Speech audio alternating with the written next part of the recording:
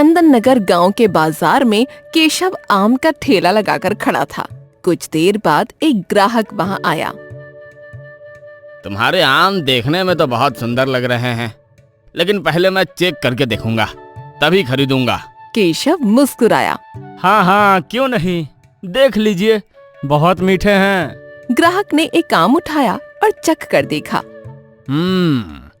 ठीक ठाक है, लेकिन इतना स्वादिष्ट भी नहीं है। तभी वहां रघुआ नाम का एक बुजुर्ग अपनी पुत्री कीर्ति के साथ आया। दोनों के सर पर आम से भरी टोकरियां रखी थीं।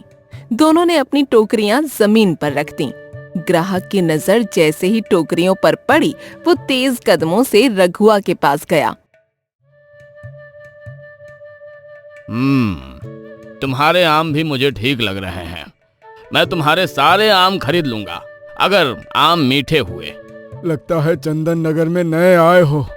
मेरे आम तो पूरे चंदन नगर में प्रसिद्ध हैं। इतना कहकर रघुआ ने एक आम ग्राहक की ओर बढ़ाया। ग्राहक ने जैसे ही आम चखा, उसका चेहरा आनंद से भर गया। हा, विश्वास करो, इतना स्वादिष्ट आम मैंने अपने जीवन में नहीं खाया। तुम्हारी टोकरी में जितने भी आम है, वो सब मुझे दे दो। कीर्ति मुस्कुराई। उसने टोकरियों के सारे आम ग्राहक को दे दिए। ग्राहक ने रघुआ को अच्छा खासा धन दिया। रघुआ और कीर्ति खुश होते हुए अपने घर चले गए। कीर्ति ने बहुत सारा धन अपनी माँ सावित्री के हाथों में रख दिया। देखो माँ, आज तो हमें ज्यादा मेहनत भी नहीं करनी पड़ी। जैसे ही मैं पिताजी के साथ बाजार पहुँची, ग्राहक आ गया और उसने सारे आम खरीद लिए। सावित्री मुस्कुराई। बस ऐसे ही आम बिकते रहें, ताकि हम तुम्हारा दहेज इकट्ठा कर सकें और तुम्हारा विवाह धूमधाम से कर सकें। कीर्ति शर्मा कर वहाँ से चली गई। चिंता मत करो सावित्री, हमारी कीर्ति का विवाह बहुत धूमधाम से होगा।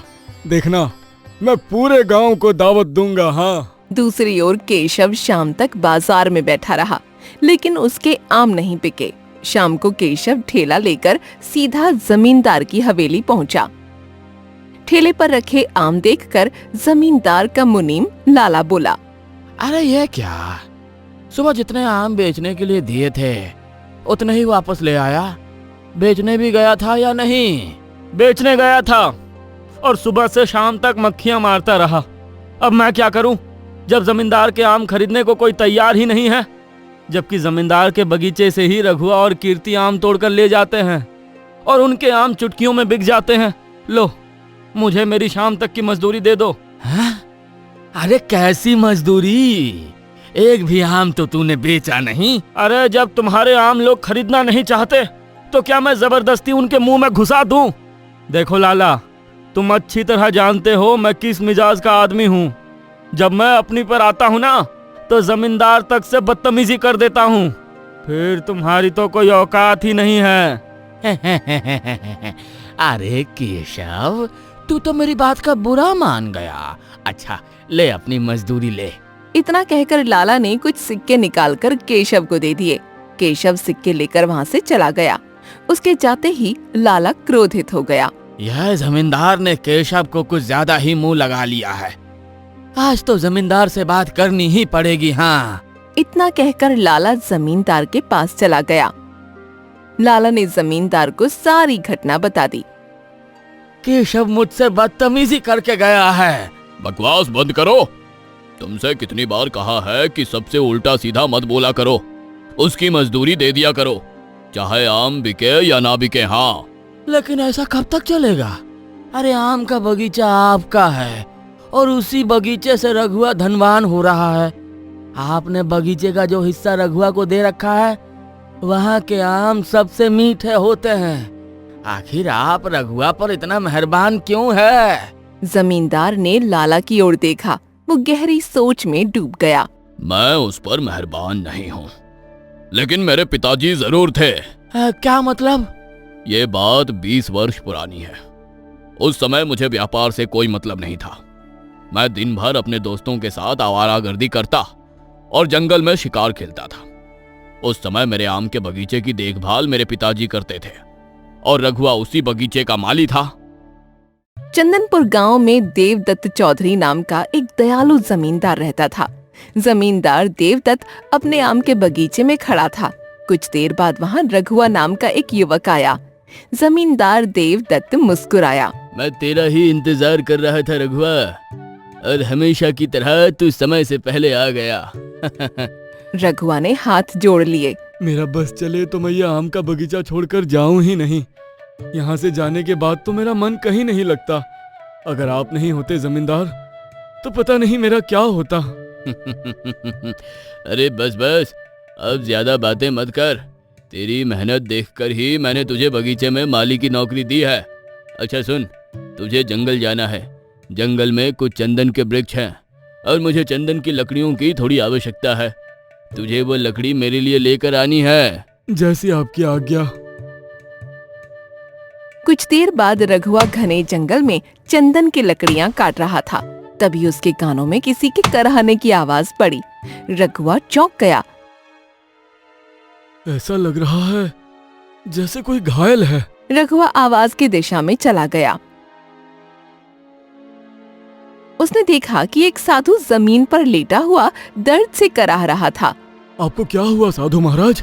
अचानक मेरा पैर मुड़ गया और मैं गिर पड़ा। 2 दिन से प्यासा हूँ। क्या तुम मुझे पानी पिला सकते हो? लेकिन तालाब यहाँ से 10 कोस दूर है। रघुआ ने आकाश की ओर देखा। धूप बहुत तेज थी। चाहे 20 कोस दूर क्यों ना हो साधु महाराज, मैं पानी जरूर लेकर आऊंगा। आप चिंता मत कीजिए, मैं पानी लेकर आता हूँ और कुछ जड़ी बूटियां भी लेकर आता हूँ। रघुआ 10 कोस पैदल चलकर तालाब तक गया।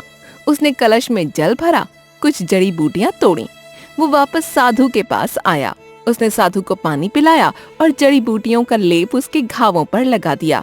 कुछ देर बाद साधु खड़ा हो गया। तू बहुत अच्छा मनुष्य है। अगर कोई दूसरा होता तो इतनी दूर पैदल चलने के नाम से ही अपने कदम पीछे खींच लेता। लेकिन तूने न केवल मुझे पानी पिलाया बल्कि मेरे घावों पर जड़ी बूटियां भी लगाई। मैं तुझे कुछ देना चाहता हूँ। इतना कहकर साधु ने अपनी झोली से एक आम की गुठली निकाली। उसने वो गुठली रघुआ को दे दी।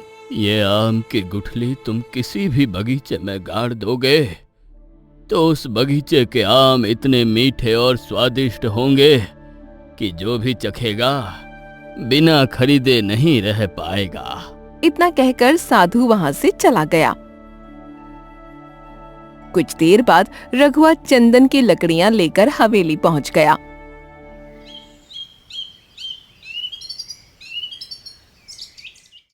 अगले दिन रघुआ बगीचे की खुदाई करके आम की गुठली गाड़ने लगा।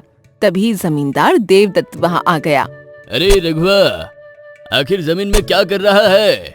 रघुआ ने शुरू से लेकर अंत तक सारी घटना बता दी।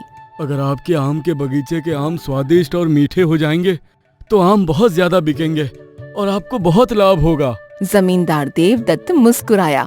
रघुआ ने आम की गुठली जमीन में गाड़ दी। उस दिन के बाद जमींदार देवदत्त के आम चमत्कारी हो गए।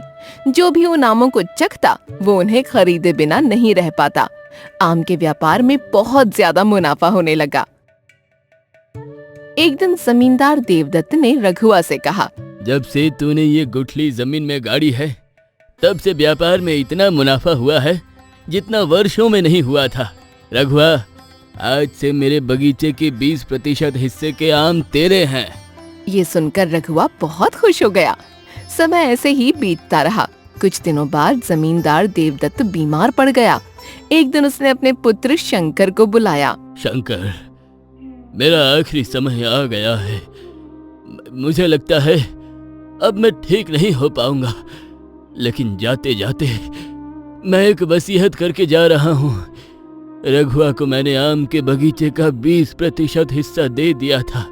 मेरे जाने के बाद भी वो हिस्सा उसी के पास रहेगा। उससे कभी मत रोकना। समझ लेना कि वो हिस्सा उसी का है। मुझे वचन दो शंकर। मैं वचन देता हूँ पिताजी। कुछ दिनों बाद जमींदार देवदत्त संसार छोड़कर चला गया। इतना कहकर जमींदार ने लाला की ओर देखा।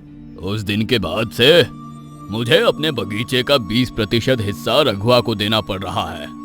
अरे 20 वर्ष से वो आपके आम के बगीचे से धनवान बन गया। इतना एहसान काफी है। मुझे लगता है अब आपको अपना 20% आम का बगीचा वापस ले लेना चाहिए। अगर ऐसा किया तो गांव वाले क्या कहेंगे? देखिए जमींदार, रघुआ की वजह से आपके बाकी के आमों के व्यापार का बहुत नुकसान हो रहा है।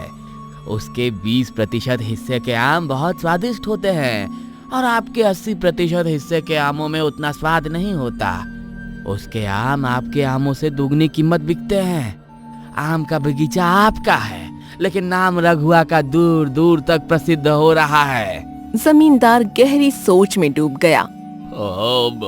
ठीक है, अचानक से अगर मैं उसे निकालूंगा तो गांव में तरह तरह की बातें होंगी। सही समय और मौका देखकर उसे निकाल दूंगा, तब ज्यादा अच्छा होगा। कुछ समय ऐसे ही बीत गया। एक दिन रघुआ बाजार गया, तभी उसकी नजर एक बहुत ही सुंदर सोने के हार पर पड़ी। रघुआ सुनार की दुकान पर जा पहुंचा। ये हार अगर मैं अपनी बिटिया के दहेज के लिए खरीद लूं तो कितना अच्छा होगा। कीर्ति के गले में ये हार बहुत अच्छा लगेगा। मैं ये हार खरीदना चाहता हूँ। ये हार बहुत कीमती है। जितना भी कीमती हो, लेकिन मेरी बेटी से ज्यादा कीमती नहीं है। रघुआ ने वो हार खरीद लिया। वो हार लेकर सीधा अपने घर पहुंचा। रघुआ ने हार अपनी पत्नी सावित्री को दिखाया। देखो, मैं कीर्ति के दहेज के लिए ये सोने का हार खरीद लाया हूँ। हमारी कीर्ति के गले में बहुत अच्छा लगेगा। देखना सावित्री, मैं अपनी बिटिया का विवाह धूमधाम से करूँगा। इतना कहकर रघुआ हार लेकर बाहर जाने लगा। लेकिन पिताजी, आप कहाँ जा रहे हो? अभी अभी तो आप आए ही थे। ये हार एक बार जमींदार को भी दिखा देता हूँ, वो देखकर खुश हो जाएगा। आखिर उनके बगीचे की वजह से ही ये हार खरीद पाया हूँ। कुछ देर बाद रघुआ जमींदार की हवेली जा पहुंचा। जमींदार लाला के पास बैठा था। जमींदार, ये आपके पिताजी की कृपा है।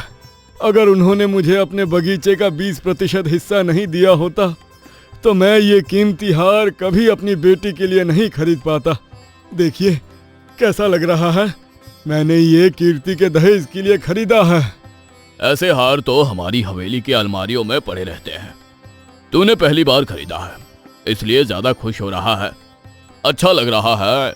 रघुआ कुछ नहीं बोला। वो हार लेकर वहाँ से चला गया।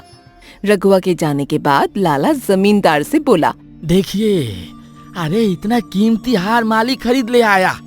कहीं ऐसा ना हो कि वो अपनी बेटी का विवाह इतना धूमधाम से करे कि उसका नाम आसपास के गांवों में प्रसिद्ध हो जाए।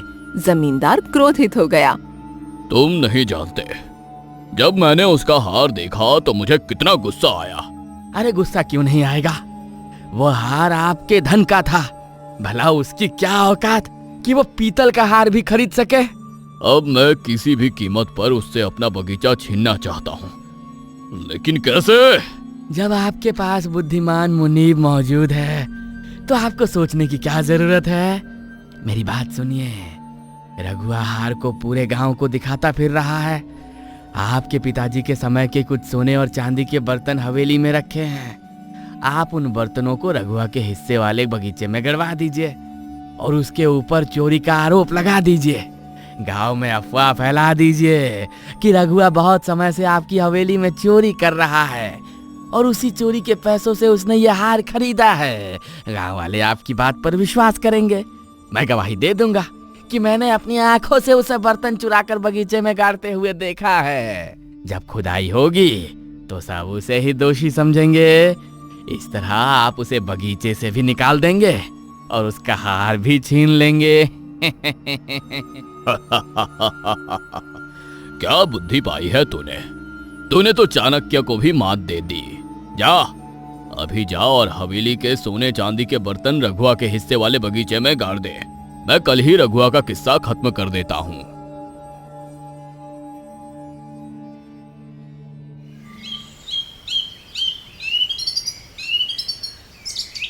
अगले दिन रघुआ के आने से पहले लाला ने हवेली के सोने और चांदी के बर्तन रघुआ के हिस्से वाले बगीचे में गाड़ दिए। कुछ देर बाद रघुआ अपनी पुत्री कीर्ति के साथ आम तोड़ने के लिए वहां पहुंचा। तभी जमींदार गांव के मुखिया को लेकर वहां आ गया। रघुआ, मुझे तुमसे ये उम्मीद नहीं थी। मैं कुछ समझा नहीं। सब कुछ जानते हुए भी ऐसे दिखावे की कोशिश कर रहा है जैसे बहुत सीधा साधा और भला आदमी है। तुझे मेरी हवेली के सोने चांदी के बर्तन चुराते हुए जरा भी शर्म नहीं आई? जमींदार, मुझ पर ऐसा आरोप क्यों लगा रहे हो? मैं इस हवेली का शुरू से वफादार रहा हूँ और मेरी वफादारी को देखते हुए ही आपके पिताजी ने बगीचे का हिस्सा मुझे दिया था। ओए जमींदार, पहेलियां बुझाने से कुछ नहीं होगा। रघुआ चोर है यह तुमने कहा है, इसे साबित कैसे करोगे? तभी लाला वहां आ गया। मैं साबित कर दूंगा। अरे मैंने अपनी आंखों से देखा है कि कुछ दिन पहले रघुआ हवेली के सोने चांदी के बर्तन चुरा रहा था और उसने उन्हें बगीचे में गाड़ दिया। जब मैंने जमींदार को बताया तो उन्होंने मेरी बात नहीं मानी, लेकिन कल जब रघुआ सोने का हार खरीद कर लाया तब जमींदार ने मेरी बात पर विश्वास किया। अगर आपको विश्वास नहीं है तो मैं दिखा सकता हूँ कि उसने बर्तन कहाँ छिपाए हैं। तो फिर बताओ। लाला तुरंत बगीचे के एक हिस्से की ओर गया। यह खुदाई करवा कर देख लो। मुखिया ने रघुआ की ओर देखा। इसकी खुदाई करो। ये सुनकर कीर्ति ने मुखिया की ओर देखा। मुखिया जी, आप भी ऐसी बातें कर रहे हो? क्या आपको लगता है मेरे पिताजी ऐसी हरकत कर सकते हैं? कीर्ति, मुझे विश्वास है कि रघुआ ऐसी हरकत नहीं कर सकता, लेकिन जब अब जमींदार ने आरोप लगाया है तो मेरा कर्तव्य बनता है कि उसकी जांच करूं। अगर तुम्हारे पिता चोर नहीं है तो डरने की क्या जरूरत है? रघुआ चुपचाप फावड़ा उठाकर खुदाई करने लगा। कुछ देर बाद जमीन के अंदर से सोने और चांदी के बर्तन निकल आए। अब बताओ मुखिया जी, क्या मैं झूठ बोल रहा था? ये देखकर रघुआ चौंक गया। मुझे नहीं पता कि ये बर्तन यहाँ कैसे आए। कीर्ति रोते हुए बोली, मेरे पिताजी ऐसा नहीं कर सकते। बस रघुआ बस। मेरे पिताजी ने तेरी ईमानदारी देखकर अपने बगीचे का 20% हिस्सा तुझे दे दिया। उसी के कारण तू 20 वर्षों से धन कमा रहा है। लेकिन काश मेरे पिताजी को पता होता कि तू चोर है। अच्छा हुआ सच्चाई सबके सामने आ गई। दफा हो जा यहाँ से। आज के बाद मेरे खेत और बगीचे के आसपास भी दिखाई दिया तो तुझे और तेरी बेटी कीर्ति को धक्के देकर बाहर निकाल दूंगा। अगर पिताजी के वचन का ख्याल ना होता ना तो तुझे पकड़कर राजा के हवाले कर देता। रघुआ, तुमसे ऐसी उम्मीद नहीं थी। रघुआ रोता हुआ अपनी पुत्री के साथ वहां से चला गया। रघुआ ने सारी घटना अपनी पत्नी सावित्री को बता दी। सावित्री रोने लगी। इतना बड़ा आरोप, जरूर किसी ने आपके खिलाफ षड्यंत्र रचा है। तभी जमींदार अपने मुनीम लाला के साथ वहां पहुंच गया। वो हार मेरे हवाले कर दे रघुआ, क्योंकि वो चोरी किए हुए धन से खरीदा गया था। अरे जमींदार, इससे मांग क्यों रहे हो? घर की तलाशी लो और जो कुछ भी मिले ले जाओ। पता नहीं कब से चोरी कर रहा होगा। जमींदार ने घर की तलाशी लेनी शुरू कर दी। कुछ देर बाद जमींदार रघुआ के घर से सोने का हार और सारा धन लेकर चला गया। रघुआ चुपचाप आंसू बहाता हुआ ये सब देखता रहा। कुछ देर बाद लाला रघुआ के पास आया। बड़ा इतराता था ना जमींदार के बगीचे के आम बेचकर। मुझे तू शुरू से ही खटकता था। वर्षों से सोच रहा था कि तुझे कैसे हटाया जाए। आज जाकर मौका मिला। क्या मतलब? सीधा सा मतलब है, अरे मैंने ही जमींदार के दिमाग में तेरे खिलाफ षड्यंत्र रचा था और सोने चांदी के बर्तन तेरे हिस्से के बगीचे में गाड़े थे ताकि तेरे ऊपर चोरी का आरोप लगाकर तुझे बगीचे से निकाल दिया जाए। अब उस 20% बगीचे के आम मैं बेचूंगा और अगर तुम ये बात किसी से कहोगे भी तो कोई विश्वास नहीं करेगा, क्योंकि सब तुम्हें चोर समझने लगे हैं। इतना कहकर लाला हंसता हुआ वहां से चला गया।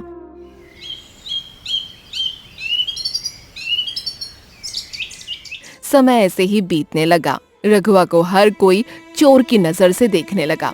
वो जहाँ भी काम मांगने जाता उसे अपमानित करके भगा दिया जाता। कुछ दिन बाद रघुआ ने अपनी पुत्री से कहा, चल बेटी, अब इस गांव में हमारे लिए कुछ नहीं बचा। हर कोई हमें चोर की नजर से देख रहा है। आप सही कह रहे हो, हमें ये गांव छोड़ देना चाहिए।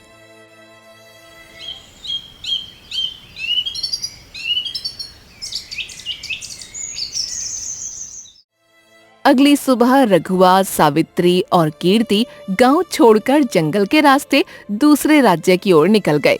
दोपहर का समय हो गया। चलते चलते सावित्री और कीर्ति थक गईं। वो एक वृक्ष के नीचे बैठ गईं। सावित्री की आंखों में आंसू आ गए। कीर्ति रोते हुए बोली, कभी सोचा नहीं था कि ऐसा दिन भी देखना पड़ेगा। तभी अचानक जमीन हिलने लगी।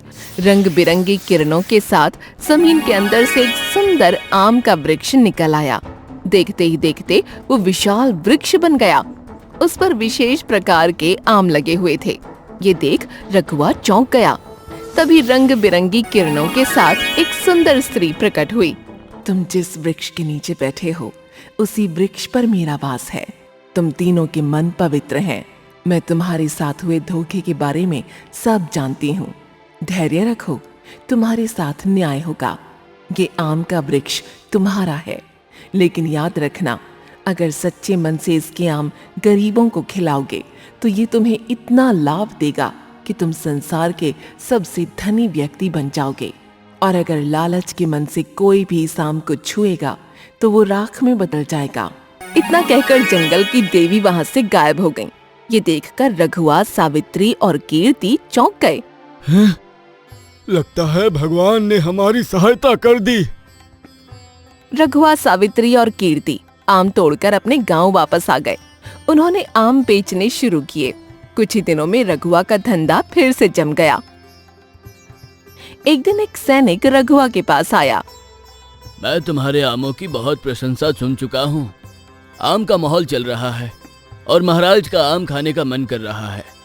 अगर तुम्हारे आम अच्छे हुए तो आगे से तुम कोई भी आम बाजार में नहीं भेजोगे, बाकी सारे आम महल में ही जाएंगे।